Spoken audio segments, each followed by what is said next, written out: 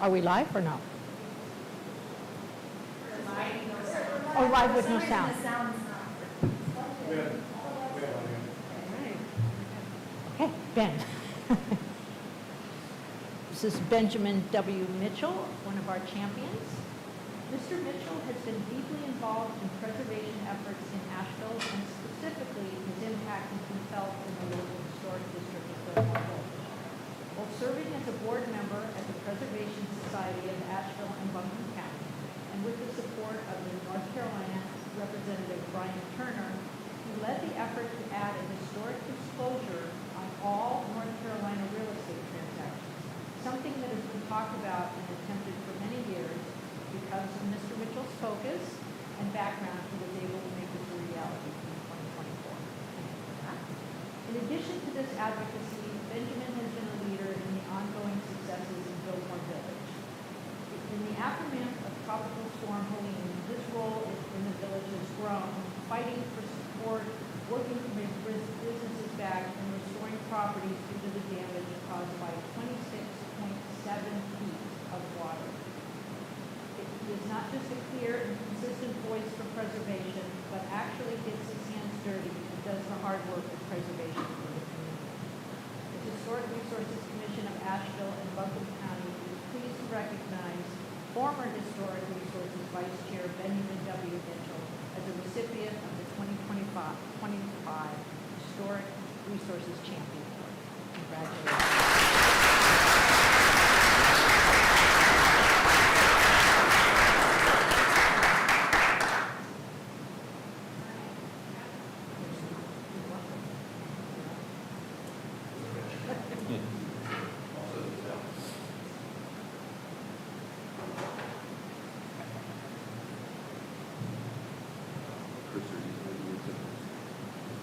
So it is my honor. Hi, Chris. Good to see you again. I was here, I don't know, 3 to 4 months ago, attending a meeting, and the commission was deliberating who should receive the award.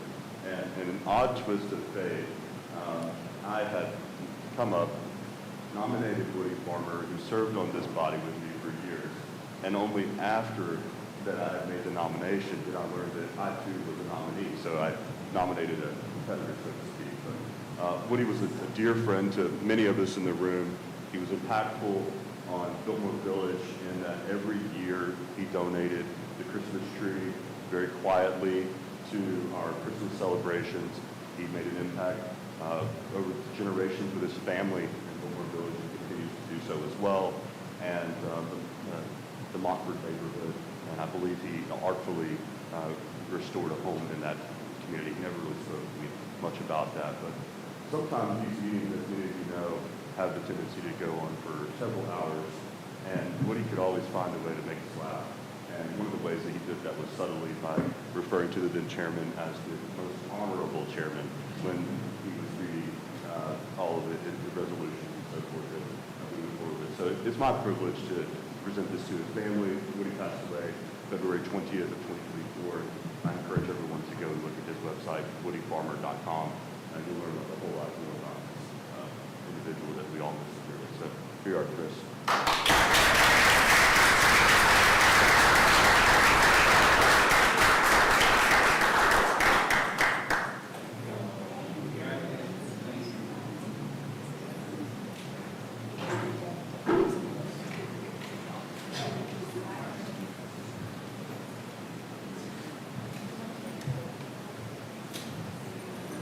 Congratulations.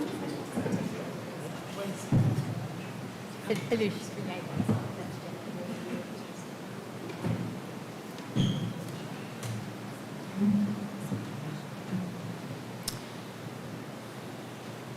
Okay. We will now consider the minutes from the April 2025 meeting of the HRC. The minutes include findings of fact and conclusions of law. We do have a correction, which I believe has been noted. Are there any other corrections? Hearing no other corrections, I'd like to make a motion to approve the minutes from April 2025. All in favor? Aye. Any opposed? Motion carries. We will now begin the evidentiary hearings for the items listed on the agenda. As a quasi-judicial proceeding, the HRC is not setting policy, nor are we soliciting public opinion on the desirability of an application. The HRC hears and considers evidence presented and applies the standards set forth in the guidelines and standards of the specific historical district for that application. The HRC must make its decision upon competent, material, and substantial evidence to determine the facts of the hearing. The HRC will use judgment and discretion to apply the standards contained in the relevant guidelines to the facts. The commissioners, in voting for an item, will not have a fixed opinion not susceptible to change, have a conflict of interest, have engaged in ex parte communication regarding the application. This meeting is open to the public, but participation is limited to interested parties who wish to provide comment or testimony regarding the proposal. So I'd like all people that are going to speak today to please come to the front of the room and raise your right hand so I can swear you in.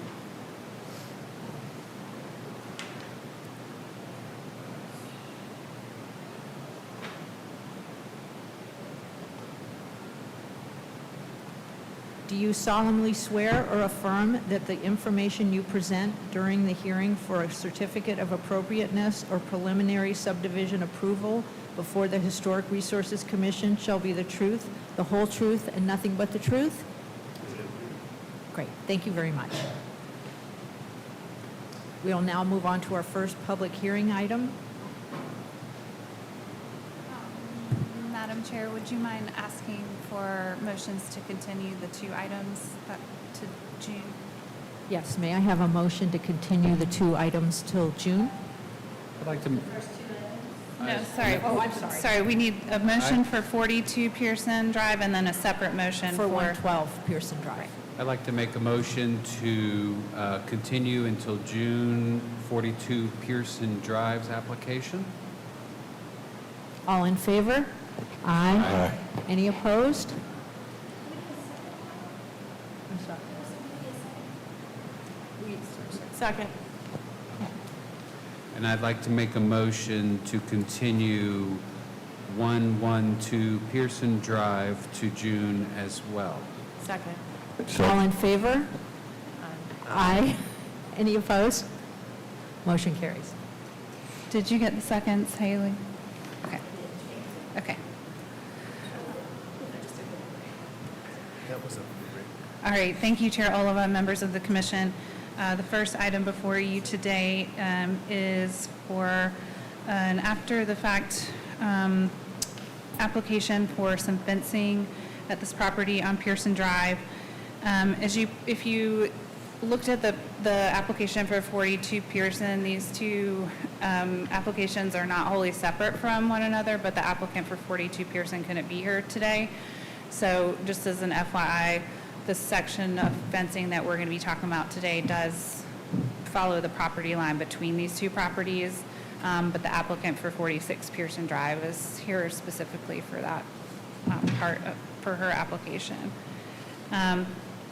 So on the left is the site plan showing the location of the existing fencing that was installed. So if you're looking at the plan on the left, most of that is on 42 Pearson Drive. The section of fencing, as I said, is between the two structures is what we're talking about for this application.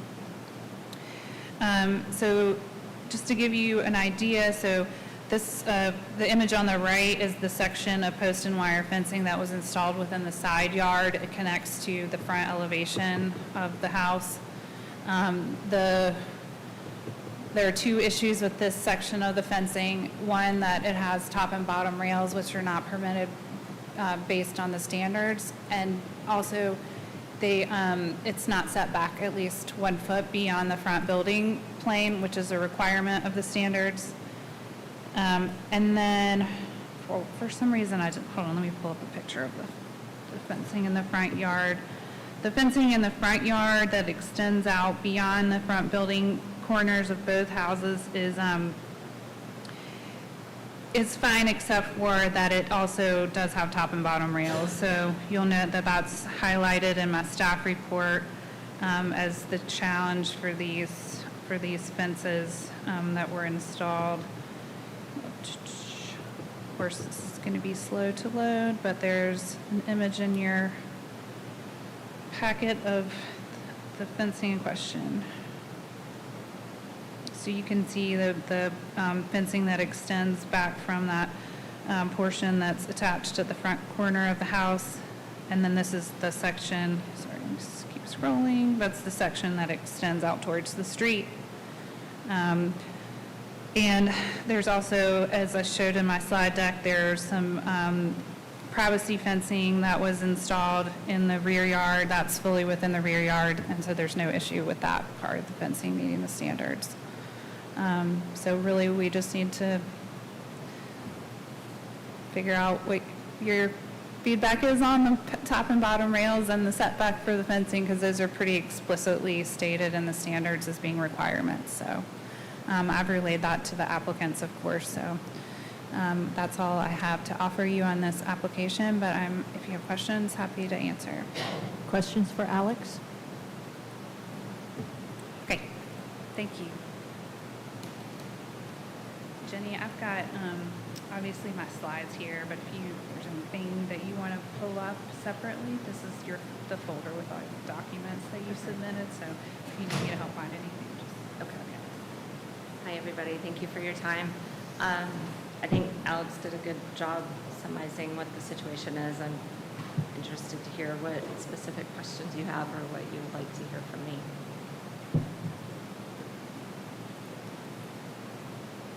I took from the summary that there's already a proposal to change it. Is that right? So are we? Not that I'm aware of. Sorry, are we being asked to approve it as it exists or in some That's my modified request. form?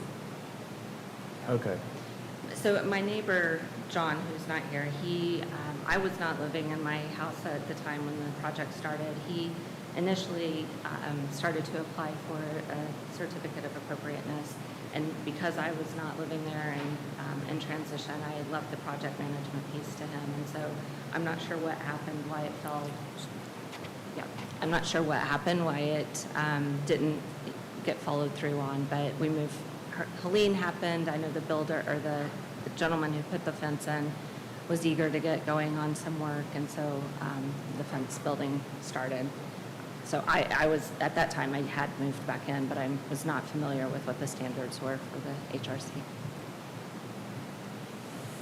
So are you willing to remove the top and bottom rail so that it aligns with the standards of the neighborhood?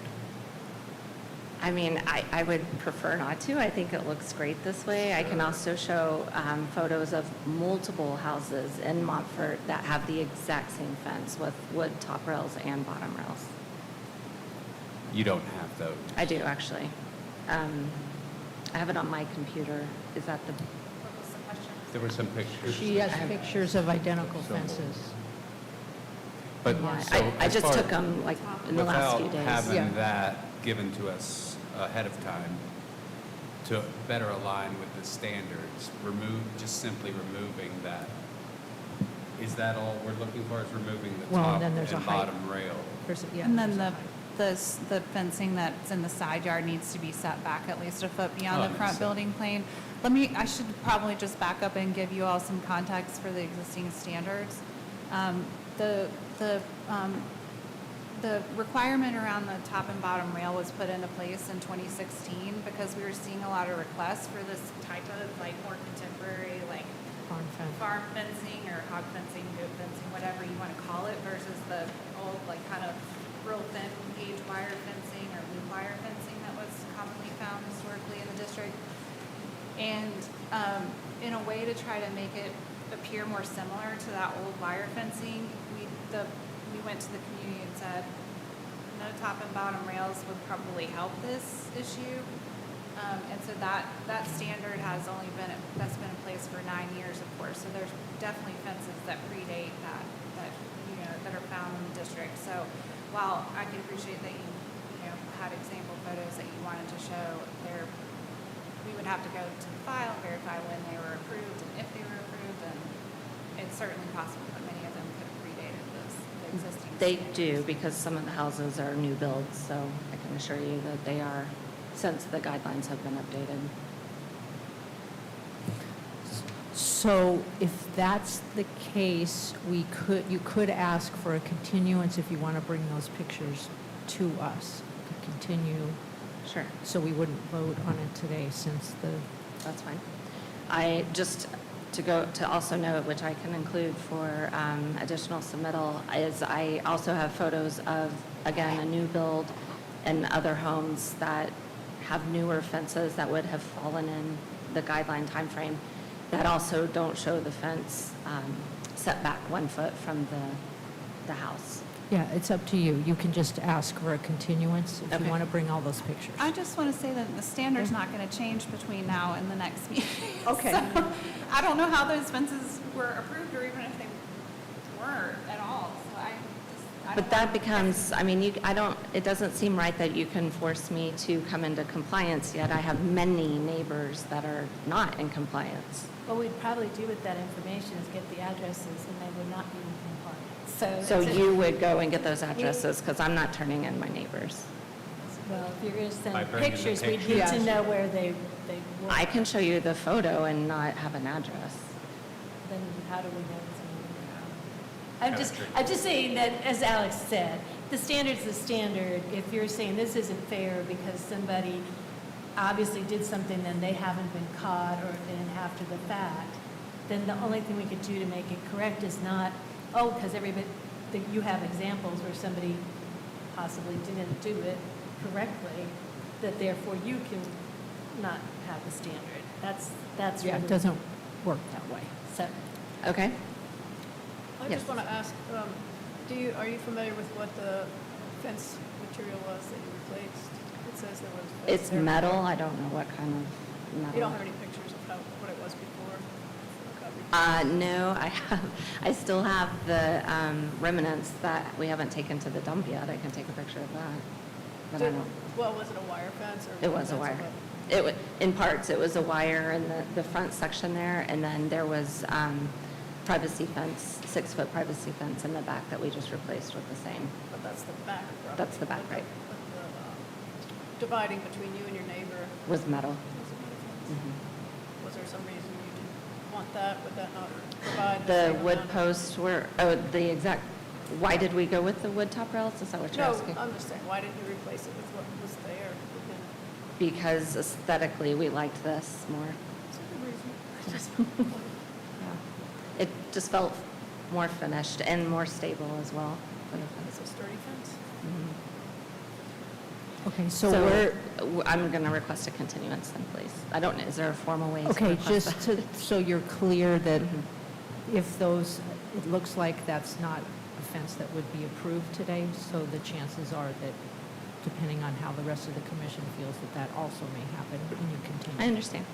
But I would feel better about coming back with additional photos and strategizing between now and the next meeting of, And in the past, we have had addresses associated with similar examples when people bring them in. Mhm. And I think is that So we can verify. legal? Yeah, we knowledge? have to have the address so we can verify. I and see- understand. I hear you. Double check if there was or wasn't a certificate of appropriateness granted when it was Yeah. given at the time.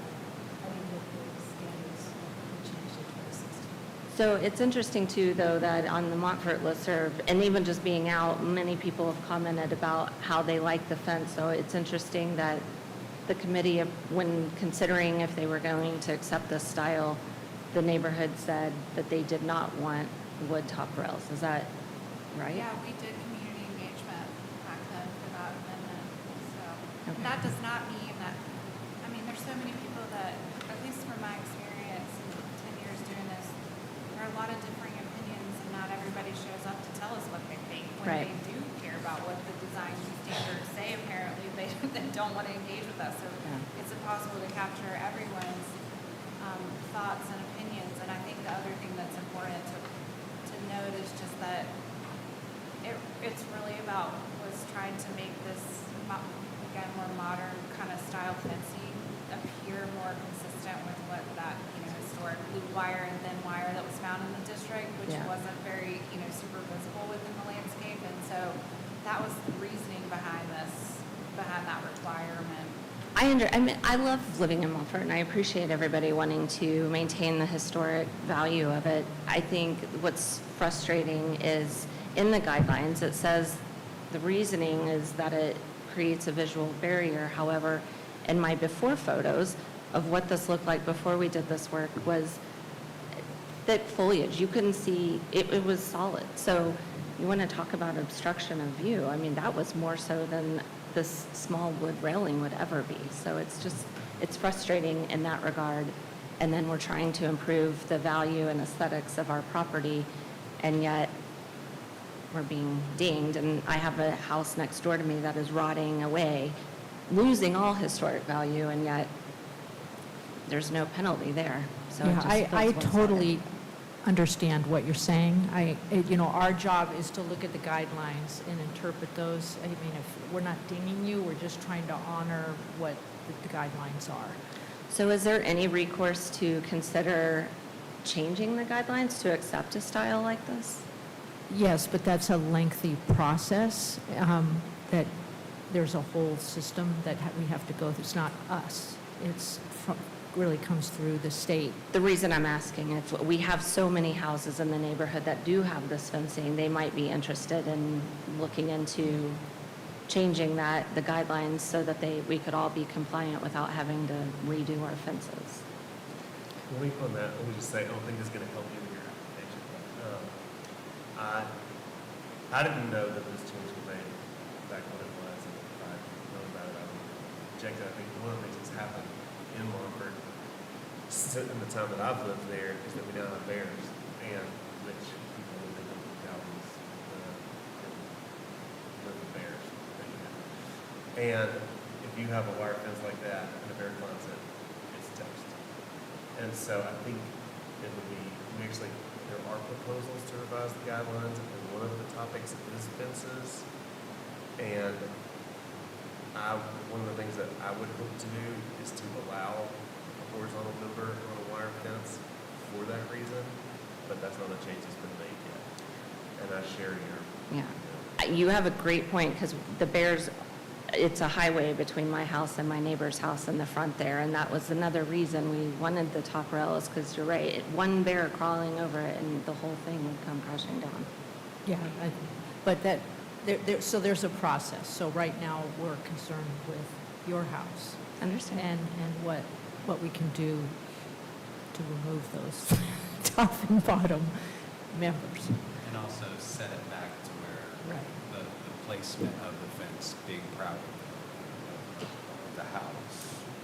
On that topic, I do have a comment, just in general, for something to think about before this comes up. And I've just time to close my guidelines, but that's a provision of the guidelines that has given me pause before, because if I'm looking at the right one, it says rear fences will sometimes extend into the side yard, and in that case should be set back from the front. And I just have two comments about that. One, I think sometimes these are rear fences that extend into the side yard, but sometimes they're not. Sometimes they're just side yard fences. And the other is that the guidelines before they were amended were much more strict about front yard fences and didn't allow them,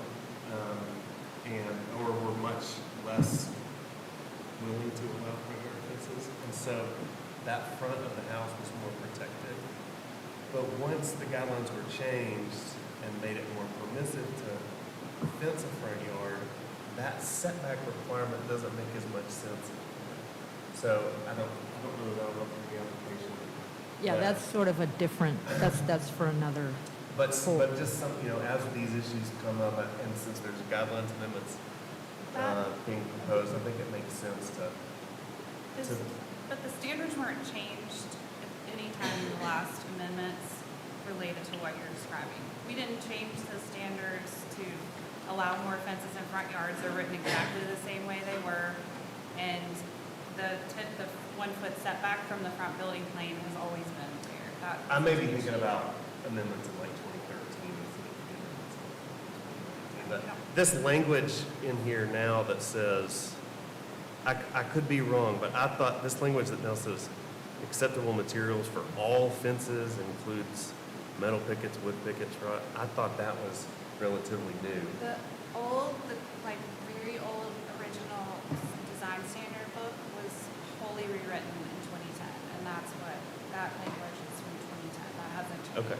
It's just that the top and bottom rail part that changed in 2016. And the 1 foot setback behind the front building plane did not Mhm. change at that point in time. So. Okay. Well, certainly, the practice of how many front yards and no other fences hasn't changed. I mean, we've become more consistent. And, so that guarding that setback, just, you know, in a case where somebody could also just come to us and just fence their whole front yard in, They do, Going it's all back- over. going back to them and requiring that side fence to be backed up, to me, makes less sense. But that's that's just a policy Okay, we comment. got that, we got it. I think just from an architectural standpoint, though, if that's what it's about, it's not a policy thing. It's because it interferes with the front building elevation to have a fence that intersects. Imagine you can have up to a 6 foot opaque privacy fence in a side yard. Imagine if that meets the front of the building. Mhm. It's going to look It, ridiculous. I can't imagine it because it happens in Montfort. I have pictures, That is so. not something that we approved, and so those fences exist. They're out of compliance. Then the whole process is flawed. We can't go out and like beat people to apply to do what they're supposed to. We are only like on a response. So like, I'm from a- penalized because I'm on a street that has high visibility, You're not being penalized. It feels like it. When we are aware of enforcement cases, we have to take action. That's not an option. It's not optional for us. We have to, and sometimes it's complaint based, and sometimes we just happen to see it while we're out making a site visit for another reason. Alex, there is a house within, I don't know, 50 feet of my house that have the exact same fence, and they have had it for 5 years.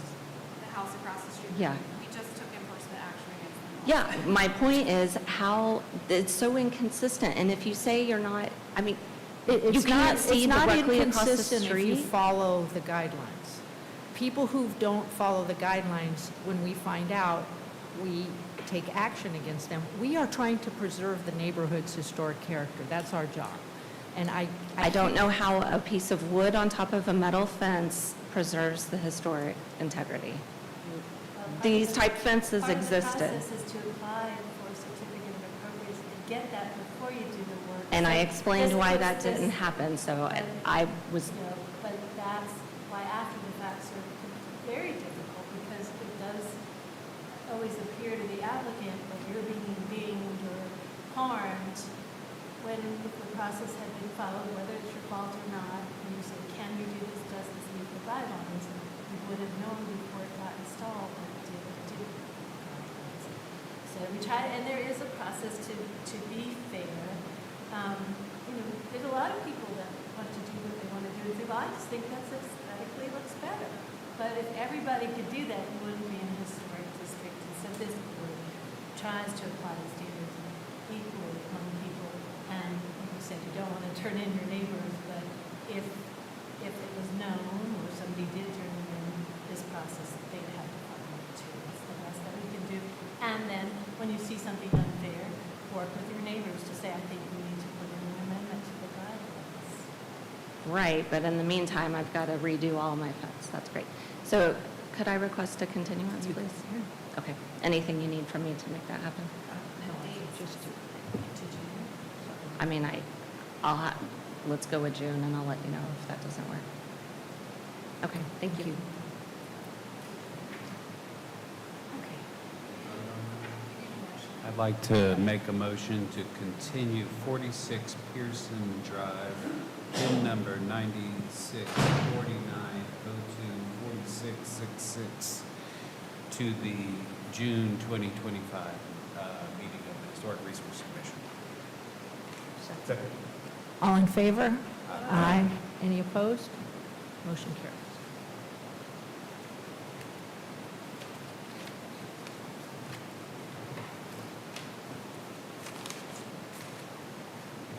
We've got somebody from every historic district here today. I was just This is about a to rare say, thing, Alex. we are This is taking from the tour. Quadrifecta.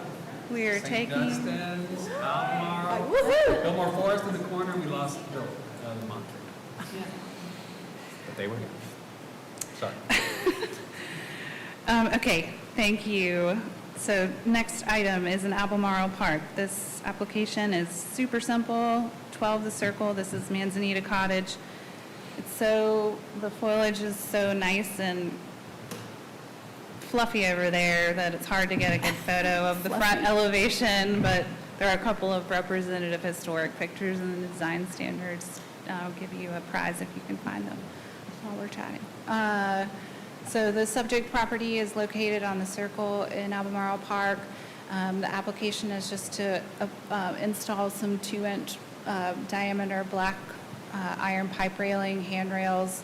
One section will be on the bottom photo is within the front entryway to the house. And then the top photo is the set of steps coming down from the driveway. If you're looking at the site plan, you'll see the 2 red lines at the top of the site plan. That's where those steps are. And then the little indent in the house is where the shorter red line is. That's the picture on the bottom. And then the front, the proposed railing in the front yard has been eliminated from the application. So not noting any concerns about this application, the standards indicate that the black metal pipe rail is what's appropriate.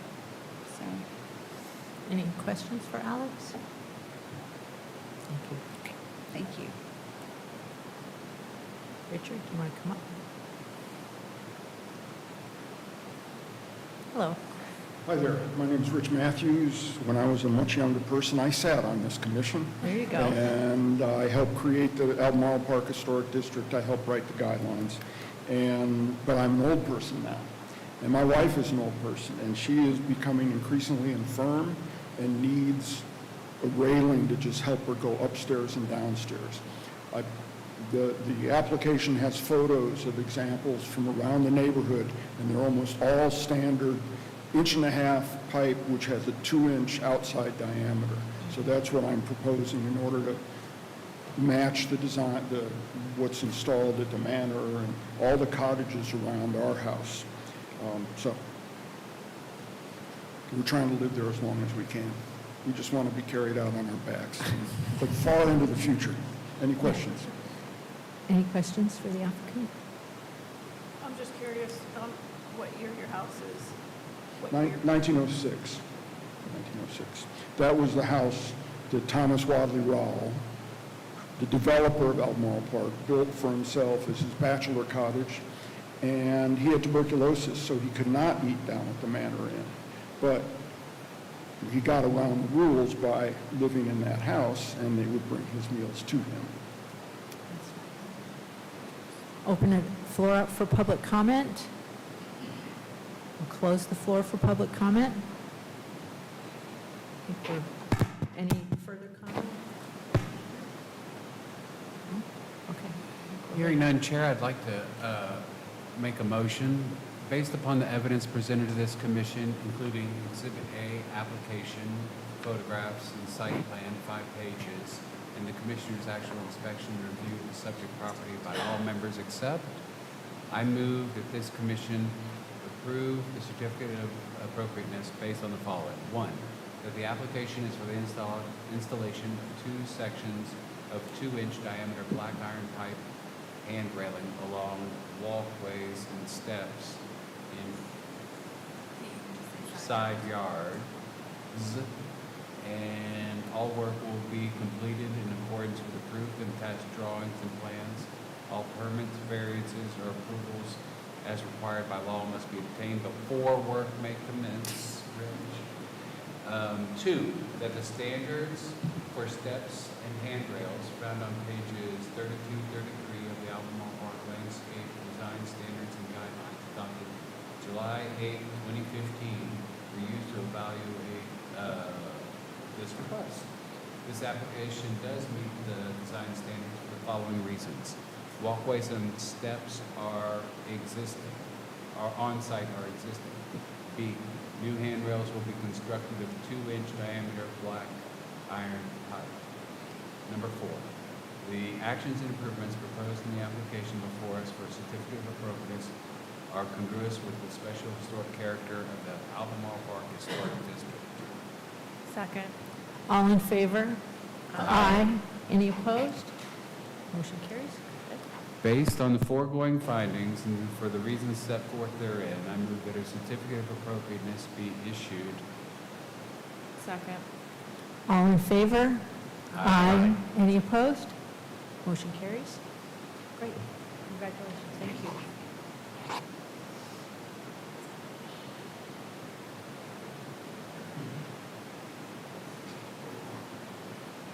Thank you. Thank you, Rich. I'll follow up with you in the next couple of days or so. Priorities.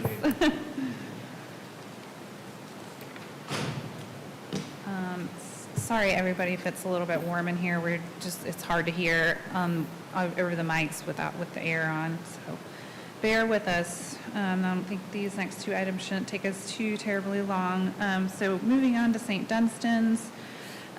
We don't get to visit this historic district very often. This is also kind of an unusual request for, we're calling it a right-of-way closure, but when I explain this, it'll make a little more sense to you. So the aerial image on the left shows you kind of just the bird's eye view of the area in question, and then there's a site plan on the right-hand side that shows what we're talking about today, which is this section of unimproved right-of-way. So if you drove, hopefully you all made this drive, if you drive down St. Dunstan's Road, the whole section of the road that was originally platted to the left of that median isn't actually approved in present day. You can see there on the historic plat, the little median that was originally designed for that space. It is there, but it's kind of been reclaimed by nature, if you will.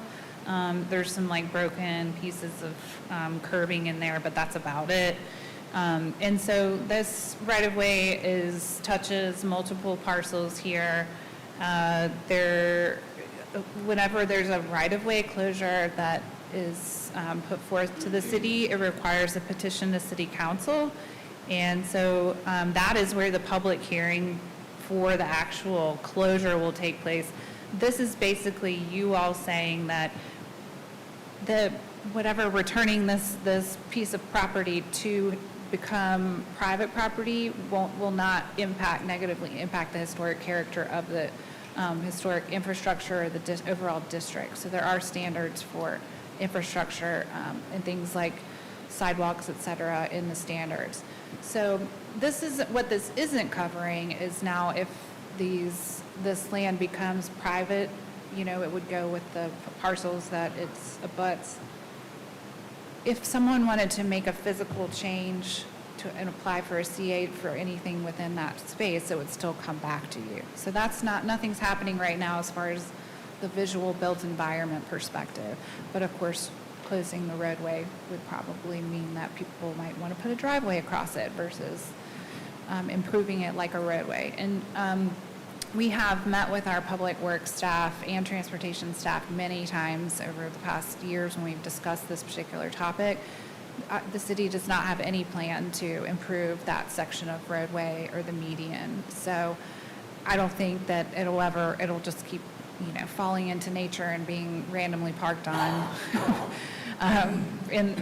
for the future, probably well into the future either way. So just wanted to make that clarification to you all. So does that make sense from a summary perspective, or do you all have questions about it? I know it's kind of a different request than what you... I had a question. So the property would be a sliver in the historic district and outside the historic district if this goes on.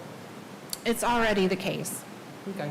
Yeah, what Vice Chair Hornaday was noting is that if you look at the site plan, probably easier if you pull it up in your Google folder, but you can see where, that's part of the impetus for this, is that the applicant owns the property that's to the south of the historic district boundary, and their driveway crosses over. I'll let Suzanne's going to do a much better job of explaining this to you, but basically it's like right at the southern end of the historic district boundary. So most of the property in question where the median is within the historic district, but that southern part is sticking down into the outside of the overlay.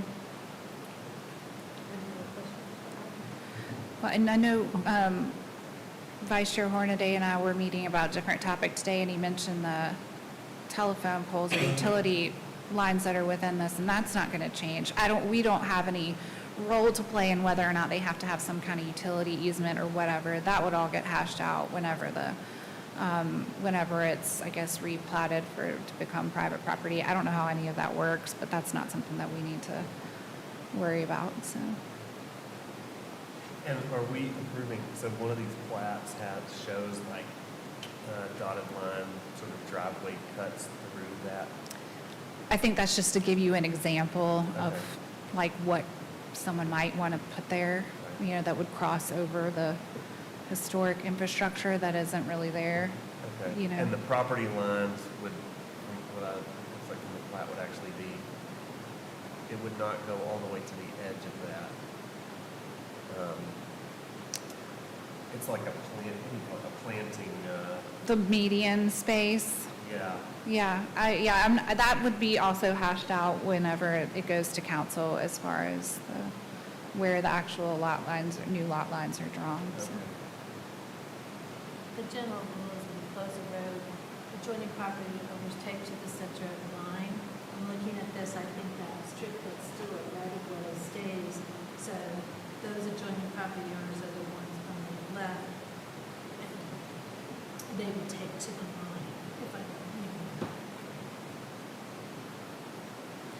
So the real question before you is if getting rid of this changes the historic pattern of infrastructures of this neighborhood in a way that loses some kind of character feature, even though it's never got developed and designed the way it was intended. And that's why it was important to note that we conferred with Public Works and our Transportation Department. Like, they're not ever going to build this. So it's, if there was intent at some point to improve it, then that would be one thing. But if it's going to be how it is in perpetuity, then that doesn't really make sense. And did you say it was city or county owned? City. It said the old plat says Parkway. I know. And when you see it, you can kind of see what they had in mind. Mm-hmm. And it doesn't seem to me uncared for that long, because you can see where the road would have gone behind it. It's not like all grown in the trees, but it's been unmaintained for so long. It's grown up. Mm-hmm. But had it been, you can see how it could be made into a nice neighborhood feature. To me, it seems like, it's basically a little public parking area. Right, It's but- not tiny. No, it's not, but the city's not going to improve it. So no one's going to, Yeah. it's not. And the neighborhood can't, it is public property now, right? It would have to be constructed to a city-maintained standard street, which is super expensive. I don't know why anybody would just want to do that for unnecessary reasons. Like, the only reason why people really do that is for the purposes of subdividing property where they're required to have road frontage. Yeah. Well, I don't know how long it's been grown up, but, if I lived on it, an alternative would be you just pull the grass and gravel back down where on the other side of the. But it's not their property to improve right now. Yeah.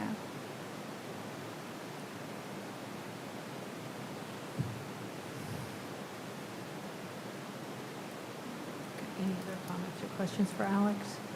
Okay. Okay, thank you. Come up. I need to swear you in too, I think. No, it's okay. No worries. Just need you to hold your right hand up. Do you solemnly swear or affirm that the information you present during the hearing for a certificate of appropriateness or preliminary subdivision approval before the Historic Resources Commission shall be the truth, the whole truth, and nothing but the truth? Yes. Thank you. Good afternoon, Chair and Commissioners. I'm Suzanne Godsey, and I am the partial applicant for this, along with the City of Asheville, for this right-of-way closure. I own the property at 183 St. Dunstan's, and I've owned it since about 2007 or 9-ish, in the area, before the district went into place. Our house is not a contributing structure. It's modular. I'm pretty sure that's why the line excluded it, so you would have one less non-contributing structure in the historic district.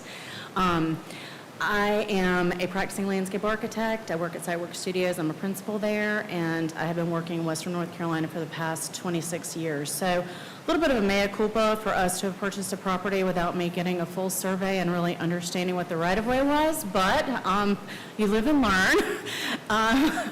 So we decided a few years ago to start exploring putting in a City of Asheville site-compliant concrete driveway apron. And when we did, we got the property surveyed, and that's when we realized, wow, we've got a little bit more going on here than what we had thought. What we thought was our driveway is actually this unimproved roadway. So we reached out to Alex and got involved with Public Works and Transportation, and Ms. Ashley was involved, and that's why we're here today. So this is the first step of a multi-stepped process. I believe we'll go to Technical Review Committee. If we pass with a CA today, go to the Multimodal Commission if they are currently meeting, I'm not sure, after Helene, and then ultimately it'll go to City Council. We will also have to get all of the neighbors that are affected, which includes 2 neighbors to the north, which are the Gordons, and then lucky for us, our neighbor to the south is NCDOT. So we will have some fun getting a signature from them. So we've got a little bit more work to do in that regard. So the drawings that I prepared for you guys to take a look at, Mr. Mays, I did want to let you know, those are just suggested driveways, just as a demonstration purpose. That looks like the lot, the middle lot, would bisect that island to create that connection onto what is the existing asphalt in St. Dunstan's Road. There is a possibility that the northernmost lot that's affected in the right-of-way closure could avoid that island, but again, we're not site planners for that. We're not doing any improvements on that. That will be up to the Gordons. They own those 2 pieces of property. You had one question about just graveling that whole area. City roads are not allowed to be graveled, so it would have to be brought up to the city standard, which is basically like constructing a interstate. It's the same detail.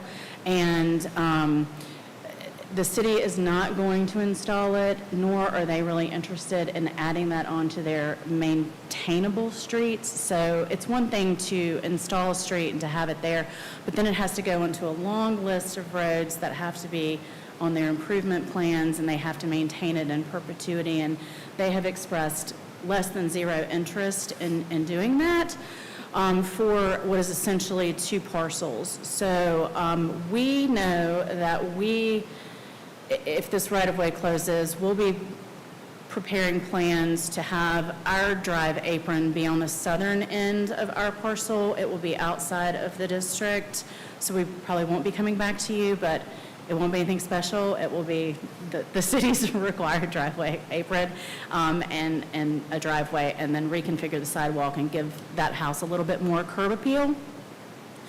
In creating these, what are essentially going to be like larger lots, I do feel like the 2 lots that are in play for future development are going to, first they'll have to come to you for a CA for whatever design and improvements they want to make on the property, but they're also not going to be set back so far.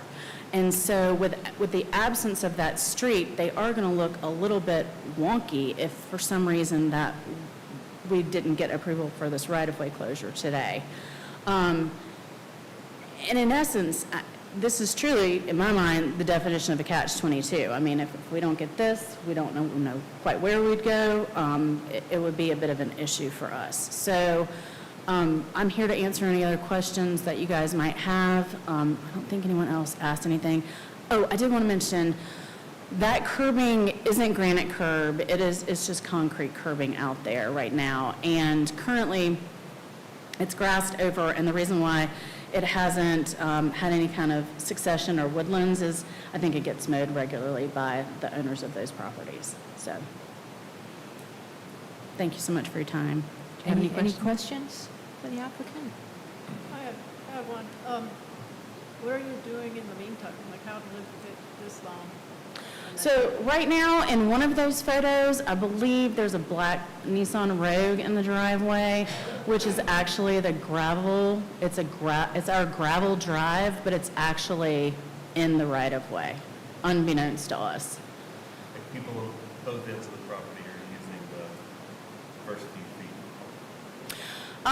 So I don't know who is parking on the northern two parcels, but they're parking in the grass. There's only gravel through our property. Isn't that right? Everything goes on that. Yeah, there's only gravel on our property, and I think we've actually placed that gravel there thinking that it was our driveway over the years. Any other comments or questions? Thank you. Thank you. I'll open the floor for public comment and close the floor for public comment. Any other discussion, Commissioner? So I will just say, I want to approve this, because I can understand that you have a derelict neighbor being the city, and you can tell from this neighborhood that the city's already not doing anything with the streets. But the first paragraph of the guidelines is retain, preserve, and protect all historic public right-of-way features and infrastructure such as, and it goes on. And it looks to me like this was planned as a little park with a drive all the way around it.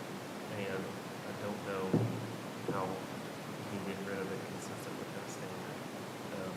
But that's just my,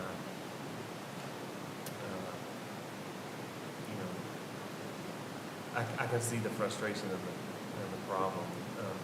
There are these little parcels all over the place, and I think people just sort of treat them as their own property and do what they want with them in practice.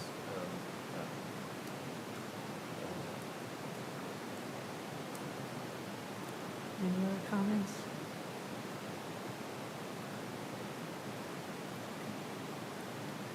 I guess I just want to say from a streets perspective, and street law perspective, to say that the city's not doing what it's supposed to do. I'm really not clear, but the street law says that you can dedicate, a road to a public entity, but whether and when, if ever, to open it up for public use is up to the city, and it often is considerations of maintenance and money to do it. And so, that's sort of the way it is now. Sure. You did mention something that if the historic neighborhood was interested in retaining this, I suppose you could close it and make it a private, they could make it sort of a private, the city is not going to stand on the way of a closure if those private property owners at least want to maintain what's theirs. But you can't force a historic district. It sounds like this has been going on a long time. That the historic district, it's not like the whole neighborhood has stepped up and said, let's save our little park. Yeah.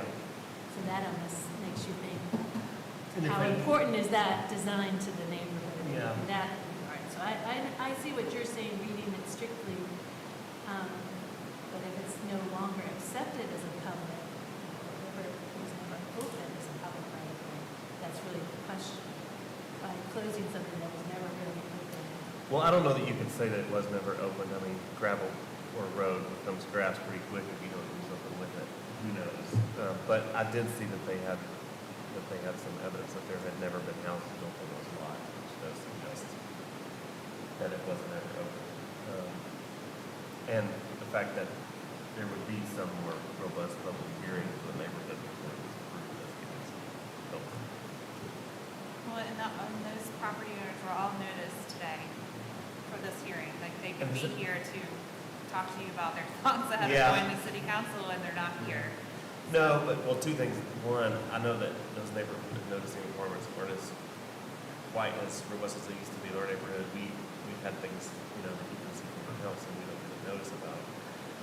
But two, you know, nobody wants to go to the public hearing and tell their neighbor they can't do what they want to do, which is one of the reasons that, you know. So I think sometimes, even if the neighborhood doesn't step up, maybe that's what our job is. It's been in my experience that neighbors do show up when they don't like something, just so you know. That's just me. In my experience. I do have some letters that were signed by some of the adjacent property owners and people in the neighborhood in support of this right-of-way closure. We have not heard from anyone saying, wow, what an amazing spot. Why is it not being utilized? And I would say that the city has made, at least in part with some of the minor roadway improvements, to further eliminate that access point by creating an extruded asphalt curb to force the water down St. Dunstan's and not go around the curved island. So they are acknowledging that they are encapsulating this roadway in some form or fashion. So I understand your concern, and I understand keeping historical remnants in the landscape. I think that the Gordons, that is a concern for them, is that if and when they develop that property, I think that the curbing will be in their front yard, and otherwise where they would be bisecting it to create a concrete driveway, they are accepting of keeping that historical remnant. They're not here to speak to that right now, but I know that they will be watching the video as they make their decision as to whether or not they're going to sign the affidavit to actually close it. So that was a concern of theirs as well. So if that gives you any type of reassurance. Suzanne, can you share the letters with me? Absolutely. I didn't know if you can turn these in day of. Well, we can pass them around. Yeah. That's Yeah, helpful. our advice is always that in a quasi-judicial procedure, you'd rather have direct evidence Yeah. from people speaking, but the board can decide to accept written evidence as well and factor that in. You just wouldn't weigh it as heavily if you had someone here speaking and then you just had a letter that said maybe the opposite. You would want to weigh the in-person speaker. So is that a Or have- motion? Do we need to make a motion? No, you don't need to accept- make a motion. Okay. It's just an evidence.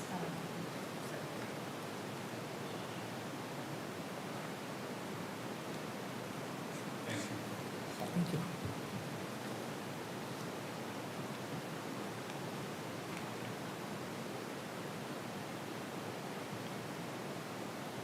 So with this signature alone, would it be a scenario where the majority, or would it have to be a unanimous?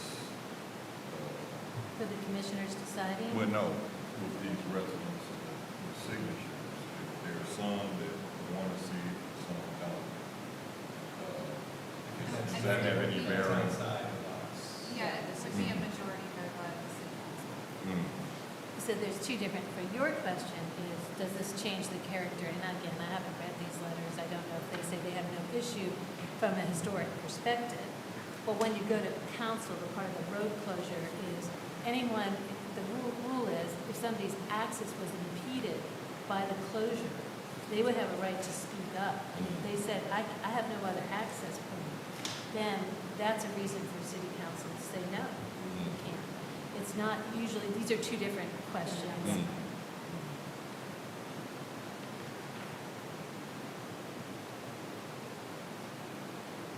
Ms. Ghazi, did you want to summarize what these letters, you're saying, are they all letters of support, or what do you have here? We're just getting to read them.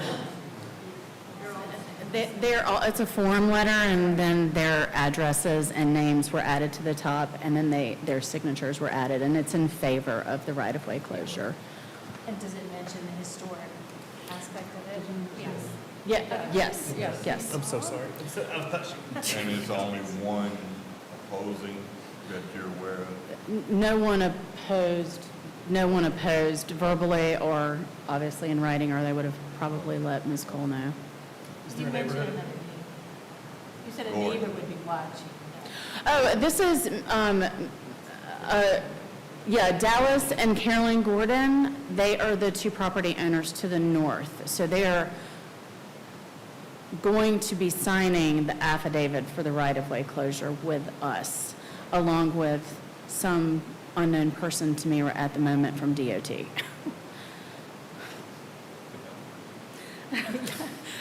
That, he'll sign it.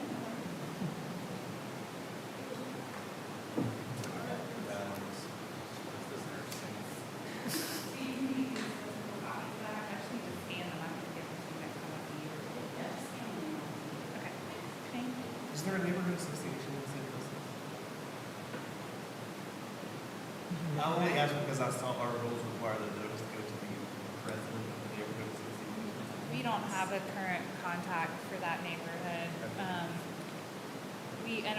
In the statute we're required to notice, adjacent properties. So that's why, what you said earlier, we used to notice, make a 200-foot buffer around subject properties. So when we did it when we grabbed more properties, then we are required by law to, and technically, just because you can see a property doesn't mean you have standing. It's typically the immediate neighbors, so we do less noticing now. So like if it's across the street, that's not. Yeah, no, across the street would be Oh, okay. count, yeah. Yeah. So, but no, I don't think that there's any like formalized neighborhood association that I know of. I could be wrong. I mean, usually there's neighborhood groups, how formalized it is in that neighborhood right now. I don't know. We haven't had any contact with that in a while. I have a simple question, because I just don't seem to understand this well enough. I wanted to ask two things. What will you do to close it off? And is it reversible? If you do something, I don't know, if you're putting up barricades or just declaring it closed, and that's the difference? No, that's a very good question. So the process of right-of-way closure involves survey work and deed work. So if council would close the right-of-way, and in preparation for that, we would be providing them with a plat for them to approve. And what that plat will show is that we're meeting all the requirements of a subdivision, so lot size, frontage, setbacks, right-of-ways, all those things, because you can't create any kind of lot that's non-conforming. So we have to create conforming lots, and then the rights-of-way have to be consistent with what is in that general area and what it's connecting to, which is currently an existing 40-foot right-of-way. So it would involve survey work and deed work, and then having them prepare those, and then when and if city council does approve the right-of-way closure, then it's filing that, and then it gets sent to the Register of Deeds and gets platted. Come on up to the Correct. microphone, we have to swear you in. I know. I'm Robert Lane Godsey. Okay, can you all up your right hand? Do you solemnly swear or affirm that the information you present during the hearing for a certificate of appropriateness or preliminary subdivision approval before the Historic Resources Commission shall be the truth, the whole truth, and nothing but the truth? I do. Thank you. The relinquished right-of-way in front of the lot, that land would become part of the lot. And so that's kind of the picture. It's no longer right-of-way. It becomes part of that lot, so the lot extends all the way up to the paved part of the street. And as a side note, two of the letters were from the people on the other side of the street directly from this. The third person lives out of the United States. We weren't able to make contact with them. And the Gordons who own the other two lots obviously have to sign off on this. They're in favor of it. And when it goes to the city council and whatnot, it won't go through unless they're in favor of it, which they are. And those lot sizes and the changes in lot sizes are in that preliminary subdivision plan and the documents that we provided. Nobody has to buy anything. You just No, we have to pay a $4,000 fee to do this, plus survey work, and that's the application. And then the Gordons will get additional property, and we will get a little bit of additional property, and the city will get a little bit of additional tax base. Because currently, the right-of-way is not taxable. So basically, it's close enough. Did you said you had two questions? No, that was both. Those were the- okay. Reversible, no. No, yeah, it's not Because it's irreversible. property lines. Yeah, I mean, unless for some reason someone wanted to create a road. City, try and buy me, yeah.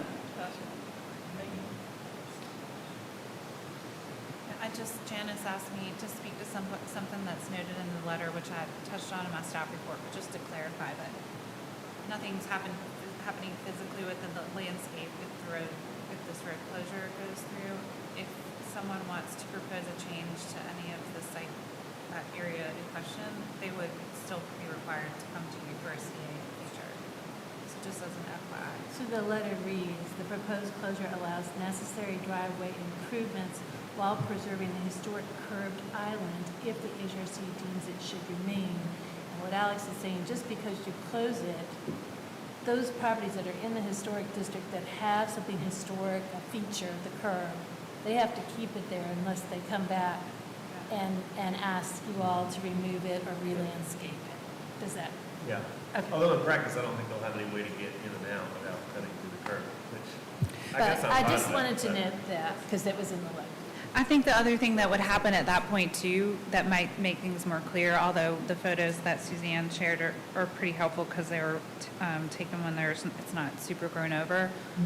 But I think maybe we get a better sense of like what's actually existing as far as the curbing and whatever, you know what I mean? If somebody proposed to put in a driveway or something, because right now it's a little bit fuzzy in terms of what nature has. It has pretty well reclaimed whatever was there. So we might get a better sense of that in the future if someone applies for a CA to make improvements in that area.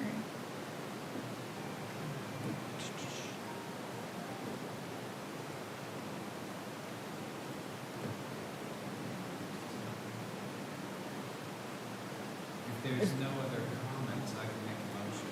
Well, public comment. I'm going to open the floor for public comment. You did public comment. I did? Yep. Okay.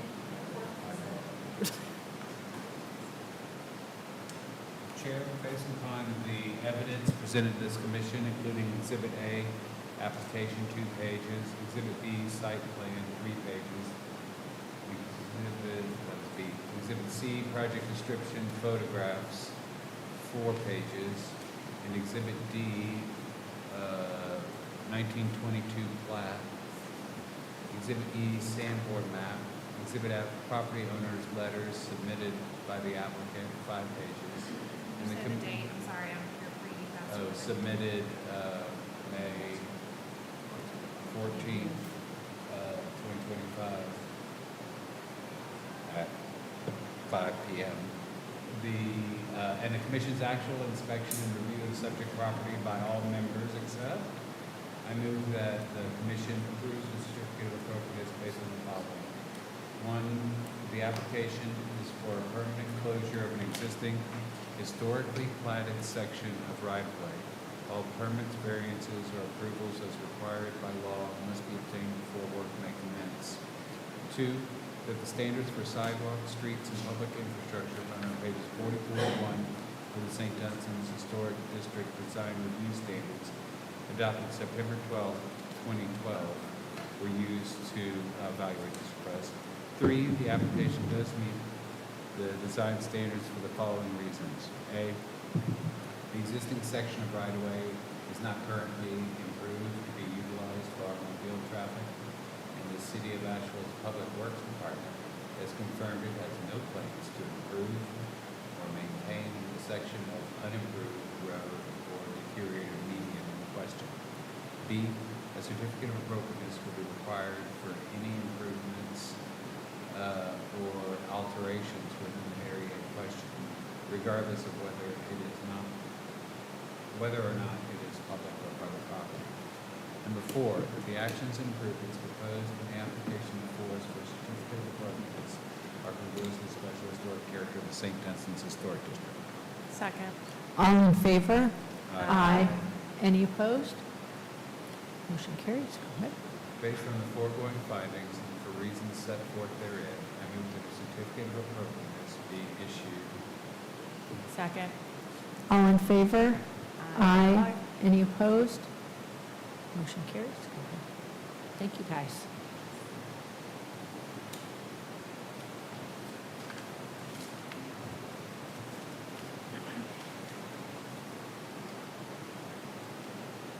You're on record pace today. Last application is an amendment for the McDonald's redevelopment in Biltmore Village at 35 Hendersonville Road. This has ended up being kind of a minor change, but I felt like it was actually in the end a positive change and something that I felt like it was important enough for the commission to review, since you all talked about the building height a fair amount at the 2 hearings where this was reviewed and approved previously. So obviously, I know you all know this building, so just the map and image of the building. So over the course of their site design, they changed the plan to not, if you recall, they were going to elevate the actual building site 2 feet higher than what it is today. They are no longer doing that, and instead have decided to change the height of the structure from, it was 22 feet 3 1/4 inches when it was approved, and now will be 25 feet 5 1/2 inches. And I don't have the figure in front of me, but it's only like 2 feet shorter than the existing building. I was making a site visit with a contractor for a different project not too long ago, and so I asked I was standing in this parking lot looking at the McDonald's from this vantage point, and asked them if they would supply a rendering so that you all could see it in relationship to the building that's there now, as well as the building that's across the street, because that's something that we didn't have last time around. So as you can see, they're really like, it would be an imperceivable really difference as far as passerbys go. So I'm not noting any concerns, but they did need an amendment to their previous approval for this. So that's all I have on this one. Do you have any questions for me? Do you know what was the reason for not raising the elevation? I will let them speak to that.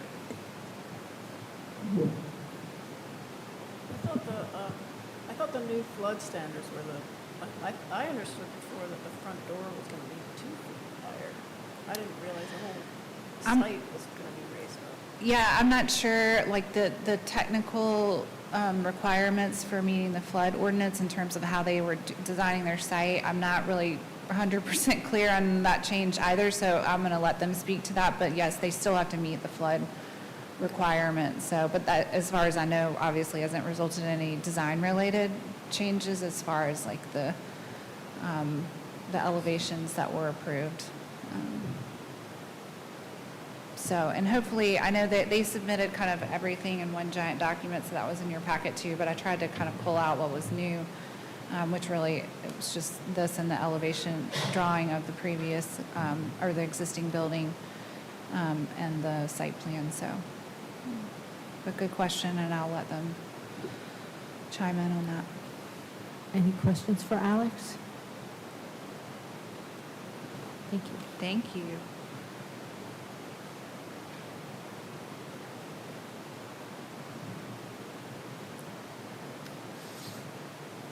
I've got all your other documents here. If you want to pull anything else up, obviously, I was trying to keep my presentation short and sweet, so just let me know. Hello again, Adam McWilliams, Architect, Access Infrastructure, on behalf of McDonald's. Excellent question on why we had to remove the fill from the site.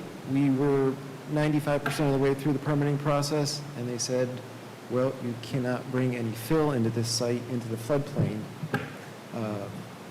And the thought behind that was that would push the water that would be on our site in the event of a flood onto the neighbors. However much water that may be, I don't know. So we were not allowed to bring any fill into this site at all. Maybe a bit of twist of fate that the height of the building was a big discussion last time we were here. So we did a dive into the massing of the building. The existing building that is there right now is about 5,300 square feet, and our new building's about 4,600 square feet. So about 86% of the current building.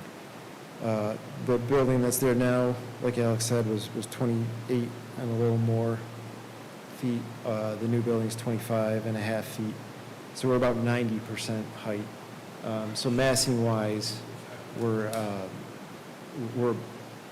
at the same scale of the building that's now, just a little bit smaller. So that's how we ended up back here today. If I forgot anything, feel free to jump in. Otherwise, I'm ready for any questions. And what does the additional height come from? Get to the roof? Good question. Yes, thank you.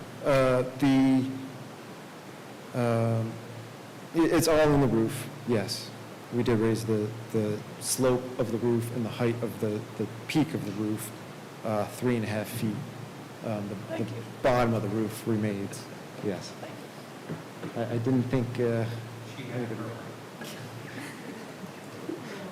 one way or another. Oh, perfect. Sorry. I believe she's loving it. Yeah, she's loving it.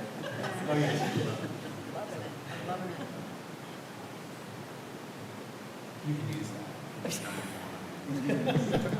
Just make it mail you the checks. Any other questions? I have a quick question because I didn't dig in too far in your revised drawings. Did you already submit revised elevations, or did we just get the rendering? You do have revised elevations also, yes.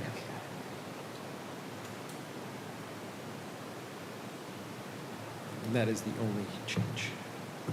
Okay, any other questions?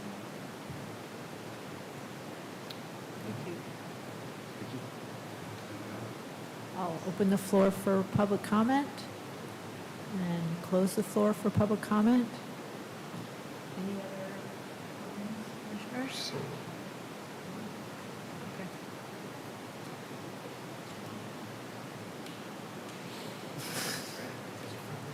Go ahead.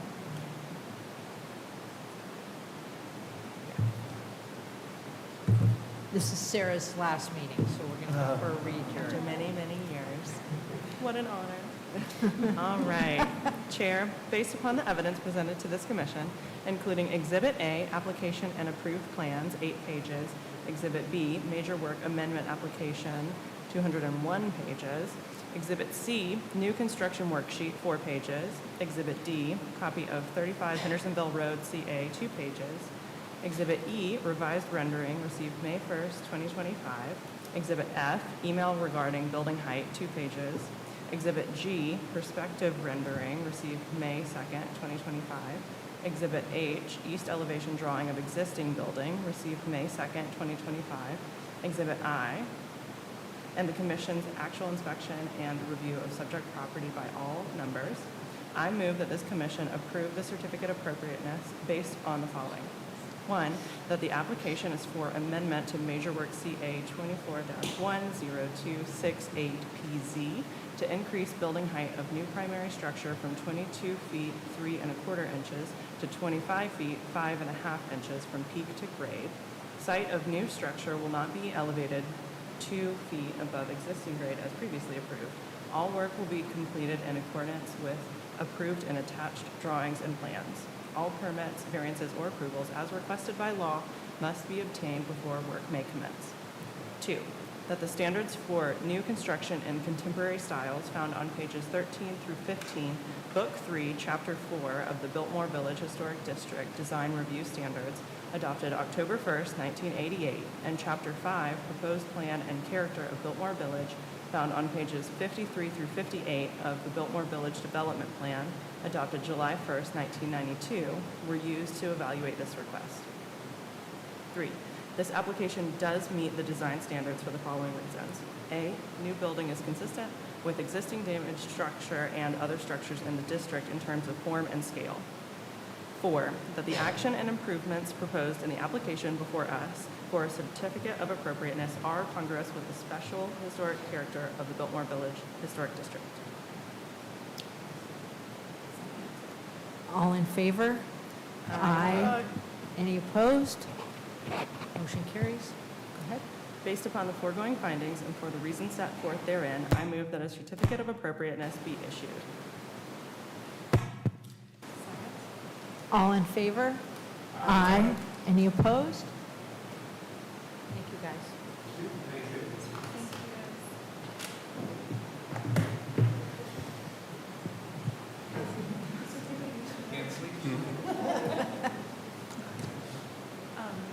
On the note of Sarah's last meeting, we were going to plan a gathering, social gathering at some point here in the next little bit. So I'll send a note to you all just to get a sense of what day and time might work, because we definitely don't want to do it after a regular meeting. I know this is tiring for everyone.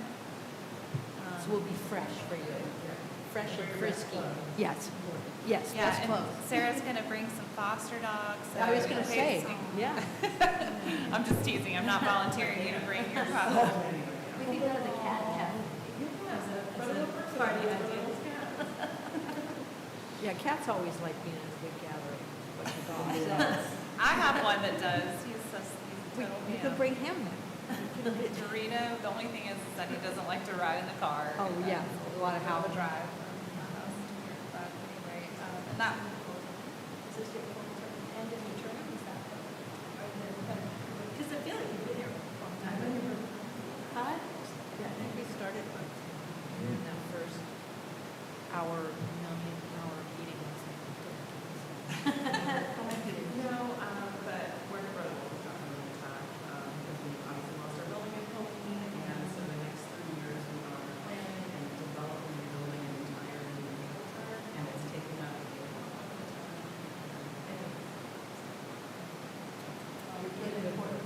Yes, I was going to say thank you for doing the work that you do. Puppers and kitties need you.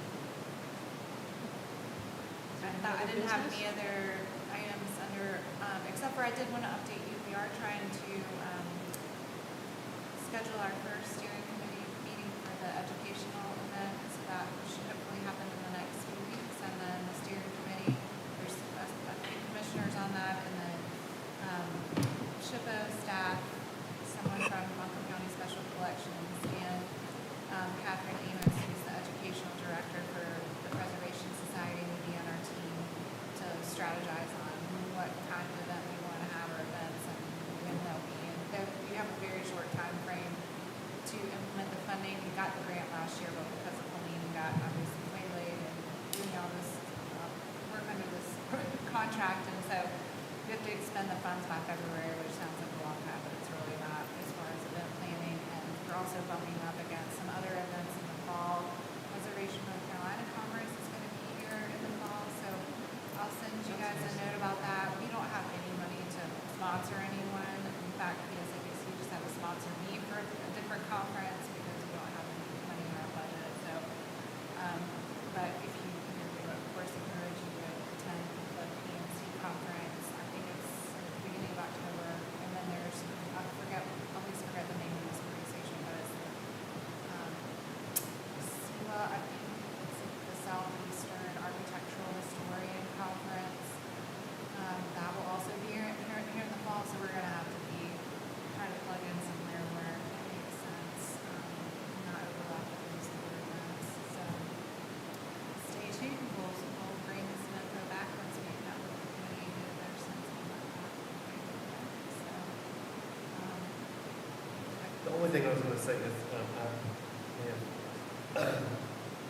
want to ask Janice about the public meeting thing, and apparently when I emailed the whole group, maybe that indicates public meeting laws, or is that? No, I got back to Alex, and we discourage emails where it's a back and forth and a deliberation. So in yours, where you were just saying, oh, I have a correction to the meeting minutes, and it's better to explain in writing, and nobody on the commission thought or was trying to deliberate about a matter. And of course, since you're quasi-judicial, there shouldn't be any emails about a matter that's coming before the board. That wasn't it. But if there were, say, there was even a back and forth about who you wanted to nominate for the award, and one said, well, I like this person, well, I like that person, that could constitute a public meeting just because you're deliberating about a decision you might be making. So you were fine with that. And I think legal, I'd probably go overboard sometimes and like, no, email it. So I think when Alex saw that, she's like, this could be that one of those situations. And so that was, I just didn't have time to get back to you today, but it was fun. No, I didn't think it was. It's just that it's quickly turned into that, a meeting. And so that's my point. It's just if you have something you want to note to the rest of the commission, just send it to me. And that way I can communicate it in the meeting or in some other fashion so that we're not because it just can easily, people get confused about, you're an attorney, so it's might be a little bit more straightforward to you, but the last thing you want to do is end up with like an email chain that turns into something. Yeah, I agree. So. Sometimes these things are just like when you're talking about, we're like deconstructing a sentence in the standard.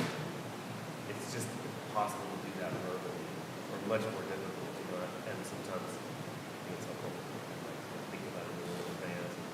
Maybe it doesn't change the way they think about it in that meeting, but it does down the road. Now, that's an example if you had said, well, I have this idea about how it could be standard could be reworded, or how my understanding of the standard, that would be better to go to Alex, who can copy the rest and say, if you ever have time, just have a discussion afterwards, or we've talked about the executive committee, something where the executive committee food for thought, and then they could discuss it in more detail. It's different than what you were doing, which is just saying, I have a correction. Because eventually you might be making a decision about changing the design standards. And so if you start getting people into, well, I don't interpret it that way, I interpret it this way.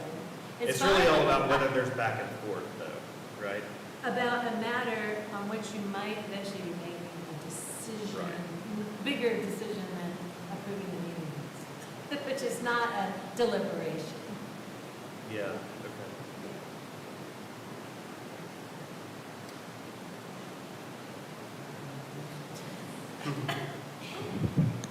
I'd like to make we're going to keep partying. I'd like to make a motion to end the meeting. All in favor? Second. Aye. All in favor? Aye.